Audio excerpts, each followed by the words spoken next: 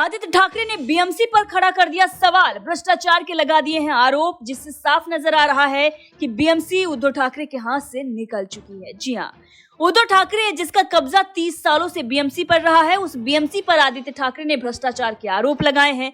भ्रष्टाचार के आरोप लगने के बाद बीएमसी ने पलटवार भी किया है। अब इससे ये साफ हो गया है कि उद्धव ठाकरे के हाथ में अब बीएमसी नहीं रही। आने वाले दिनों में बीएमसी चुनाव है और उससे पहले आदित्य ठाकरे का भ्रष्टाचार का आरोप बीएमसी पर लगना ये बहुत बड़ा इशारा दिखा रहा है। दरअसल जिस तरीके से आदित्य ठाकरे की तरफ से बीएमसी पर आरोप लगाए गए हैं, उससे फायदा बीजेपी और शिंदे गुट को होगा, क्योंकि जिस तरीके से उद्धव ठाकरे और आदित्य ठाकरे अब अपनी बौखलाहट दिखा रहे हैं, इससे ये साफ नजर आ रहा है कि बीएमसी इनके हाथ से निकल चुकी है। सत्ता तो उद्धव ठाकरे के हाथ से गई, अब बीएमसी जिस पर 30 सालों से उनका कब्जा रहा है, वो भी उनके हाथ से निकल रही है। दरअसल बीएमसी चुनाव से ठीक पहले आदित्य ठाकरे ने बीजेपी सरकार पर हमला बोला और उसके साथ ही बीएमसी पर भी भ्रष्टाचार के आरोप लगा दिए।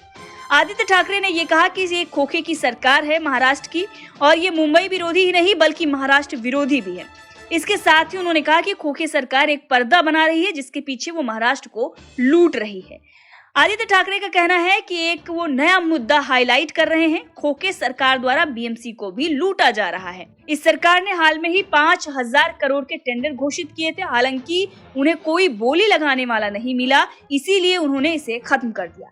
अब आदित्य ठाकरे ने जो आरोप लगाया, इस पर बीएमसी ने जवाब भी दिया है।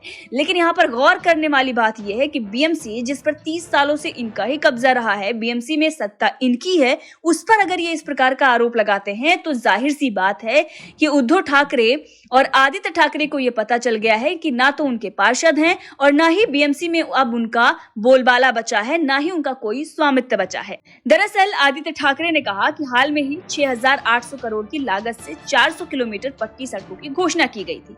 1 अक्टूबर से 31 मई ऐसे कार्यों के लिए सबसे अनुकूल समय अवधि है। यदि वो फरवरी में काम शुरू करेंगे तो 400 किलोमीटर की दूरी को कब पूरा करेंगे। यहाँ तक कि फिल्म सिटी का टेंडर भी घोषित कर दिया गया है। आगे क्या हुआ कोई नहीं जानता। दरअसल उन्होंने टेंडर जो खत्म किया गया उस पर सवाल खड़ा किया उन्होंने और कहा कि 5000 करोड़ के टेंडर घोषित किए गए थे, लेकिन जब बोली नहीं लगी तो उन्होंने इसे खत्म कर दिया।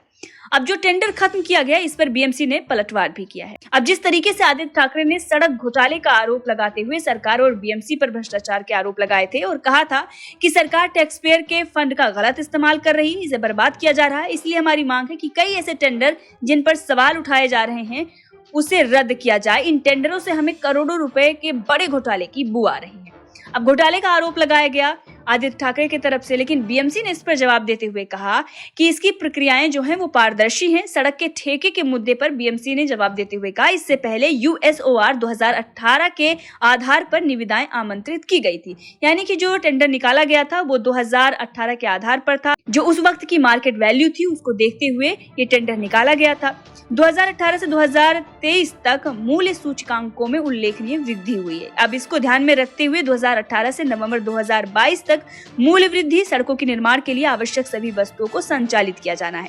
यानी कि जो टेंडर निकाला गया था वो 2018 में जो चीजों के दाम थे उसको देखते हुए मद्देनजर वो टेंडर निकाला गया था। लेकिन अगर आज उस पर बोली लगाने की बात की जाए तो मार्केट में उस पर कोई भी बोली लगाने को तैयार नहीं हुआ, क्योंकि दाम जो था वो बहुत कम था।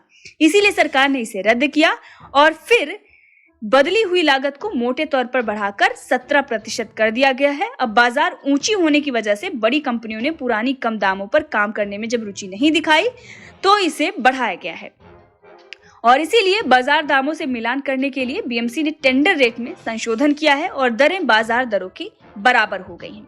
अब इस पर बीएमसी ने कहा कि टेंडर पहले पुराने एसओआर रेट पर निकाला गया था, हालांकि कंपनियों ने ज्यादा दिलचस्पी जब नहीं दिखाई, इस टेंडर में सड़कों की गुणवत्ता पर भी ध्यान दिया गया है और इसीलिए इसको बढ़ाया गया है। लेकिन वहीं पर आदित्य ठाकरे का ये बड़ा आरोप लग गया कि टेंडर जो है वो खत्म किया गया और इसमें बड़ा भ्रष्टाचार किया जाना है। लेकिन आदित्य ठाकरे को ये नहीं पता था कि वो जो टेंडर निकाला गया था वो 2018 की जो मार्केट वैल्यू थी उसको देखते हुए निकाला गया था, लेकिन अब 2023 तक बहुत कुछ बदल चुका है। इसीलिए किसी ने दिलचस्पी नहीं दिखाई और इसीलिए बोली नहीं लगाई, इसीलिए अब उसमें वृद्धि की गई है। अब जब बीएमसी पर आरोप आदित्य ठाकरे ने लगाए तो यहाँ पर सवाल ये है कि सत्ता तो बीएमसी में इनकी है।